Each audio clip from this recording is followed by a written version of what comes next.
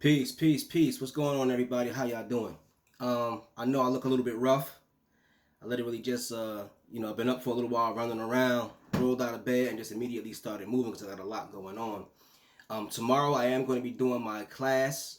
You are not alone. That class is basically a class that is designed to help people who are depressed deal with depression during quarantine, which is a lot of isolation, a lot of lack of human contact, a lot of lack of human interaction and socialization, which amplifies and worsens and deepens depression and anxiety. So tomorrow I'm going to be teaching my class at noon on You Are Not Alone, which is where I teach mindfulness and meditation techniques to help you feel more connected to other people and also to empower you, to give you something to work with, to give you the tools necessary so that you can deal with quarantine isolation, deal with being alone, and just feel more powerful and more able to handle it without losing control of your depression and your anxiety. This particular live, I wanted to talk very quickly about elements of spirituality. I heard a conversation recently where someone was saying that they didn't understand when someone said, I'm not religious, but I'm spiritual. For a lot of people, that's a difficult concept to grasp because a lot of people's spirituality is grounded primarily in their religion. And for a lot of people, their introduction to the concept of God and spirit and the living breath and things of that nature, that comes primarily from their education from childhood and religion. No problem with that. But I'm here today to explain the difference between spirituality and religion the way I see it, but also to give you an idea of what spirituality means for me. Now, the way I see it is this: you can be spiritual without being religious. You can have an understanding of God, an understanding of nature, an understanding of the cosmos, an understanding of higher purpose without necessarily having to apply it to a religion. I do believe in God. I do believe in a higher purpose, but I don't necessarily believe in the dictates of religion. I don't believe in any religion as being the one central ground of truth, and I don't necessarily feel like if I don't follow a particular path, I'm going to be punished in some afterlife.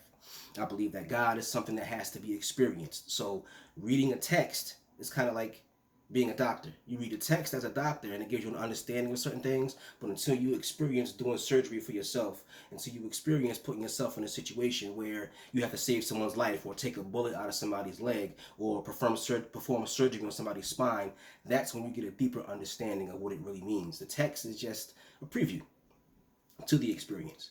But the text is always going to be somebody else's understanding and somebody else's experience. Actually doing it is going to be your experience and your journey. So for me, spirituality is me going beyond the text and beginning the journey and having fun doing this myself.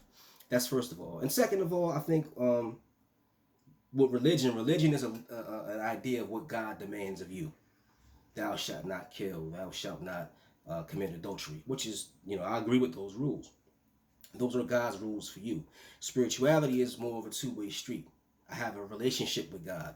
So, God is going to make demands of me, and I'm also going to ask God. I'm going to make demands of God, which sounds arrogant and egotistical.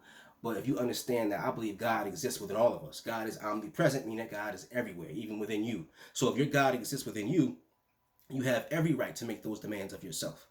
I demand that I improve myself.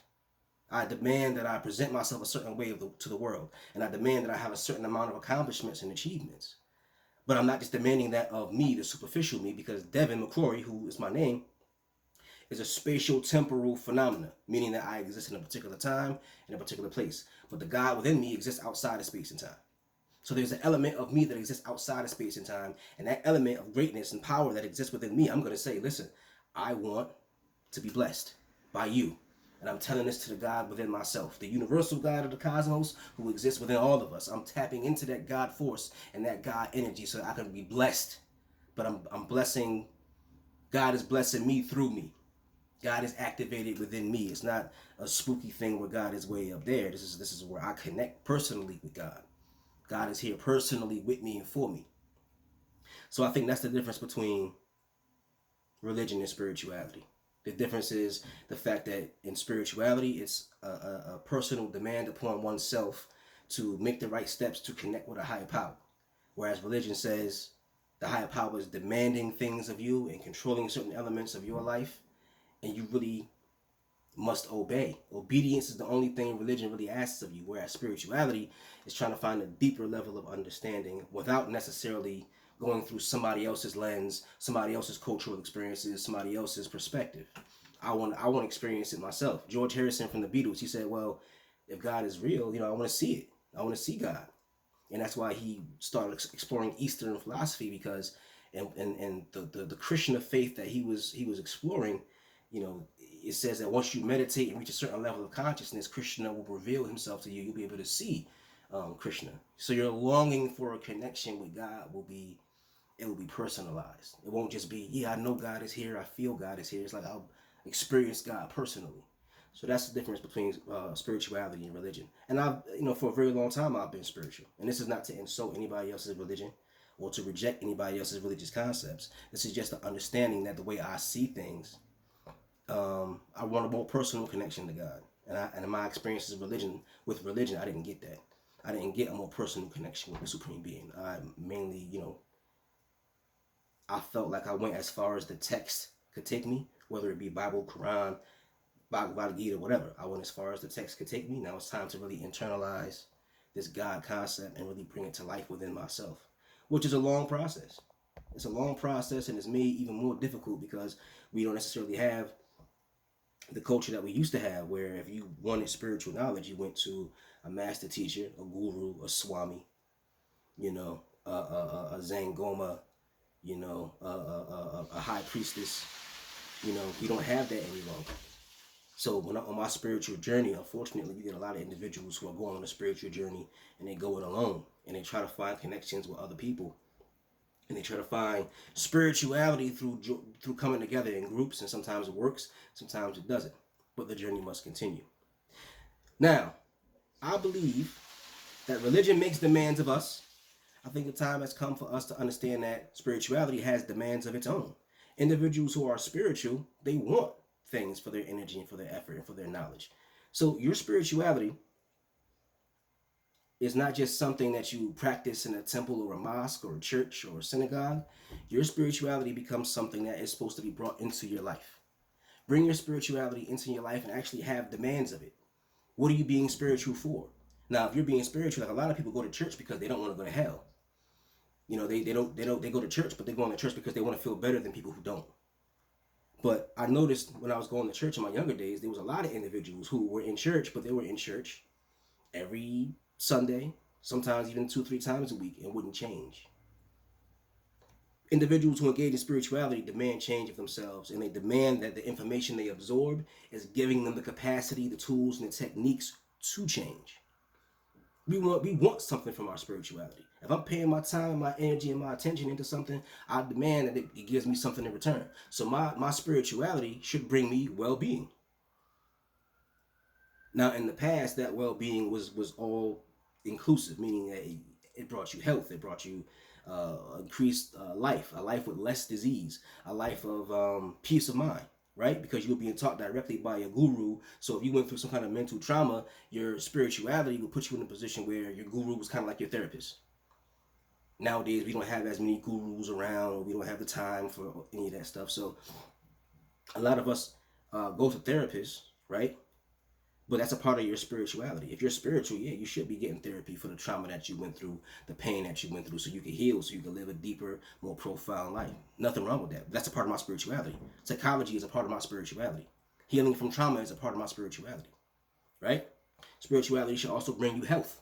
That's why a lot of times there's spiritual systems where they say, okay, don't eat certain foods. Make sure you get a certain amount of sleep, but don't oversleep. This is how much you should meditate every day. A spiritual system is it's not going to give you rules like a religion, but a spiritual system quite often is going to give you principles that are tried and true that work. And if you follow those principles, your life should get better. Your health should get better. Your connection with other human beings should get better. Religion, you can go to church for the rest of your life and nothing will change, except for the promise that once you're dead, you'll go to heaven, right?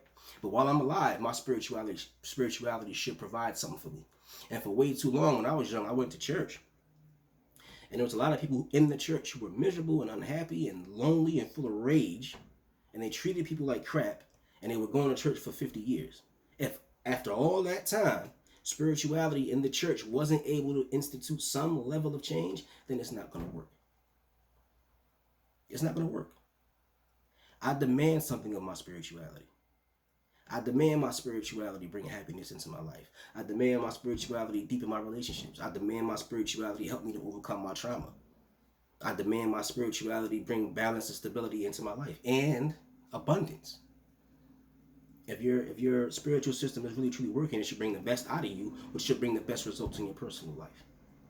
Spirituality is going to, real spirituality is going to open the doors to more, because you're going to become a better person. As you become a better person, you become more focused, you become more knowledgeable, and then you'll be able to profit more from the institutions around you, from the people around you. You should have being in your life, and well-being includes abundance. It includes recreation. It includes opportunity to grow. You're going to have to focus a lot of energy on yourself in order to become a deeply spiritual being. And that change within yourself is going to empower you to the point where, yes, you're going to have more control over your own destiny and more control over your own life. So that's why I really honestly believe in following a spiritual path. Now, for some people, a spiritual path might be going to the church. I'm not knocking anybody for that. And that provides you with all the things you need: abundance, physical health, well-being, great relationships. Rock on. Not knocking anybody else's choice. If you go to the mosque and you can get those things, rock on. That means you're following the spirituality of it. But a lot of individuals follow the religion aspect of it, leaving the spirit out of it. And it's the spirit that's the breath of life. It's the spirit that brings you peace of mind, healing from trauma, and abundance. So that spiritual element, however you define spirit, that inner element, the unseen element, the unseen energy that exists within the spiritual system, that is going to be what is going to make the changes in your life. And that's what we have to dedicate ourselves to: the spirit within us, that aspect within us that is God, that is the supreme. And I don't mean no ghosts floating around in the sky. I mean that spark of energy that exists right here, as close to you as your own skin, as close to you as your own heart. That is the universal God. And that energy inside of you, once you tap into it through your spiritual system, should provide you with everything that you need to develop into a person who can gain control over their own environment, over their own destiny, and therefore get that multi-dimensional well-being that we talked about. Dedicate yourself to the spirit. Even if you choose to be religious, that's fine. But understand that your religion should provide you something to awaken the spirit of God inside of you. So that's what we're here for. To figure out ways to awaken the spirit of God that exists inside of all of us.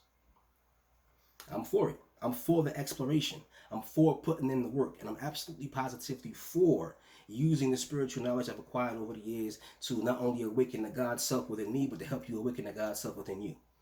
Because this is a collective journey.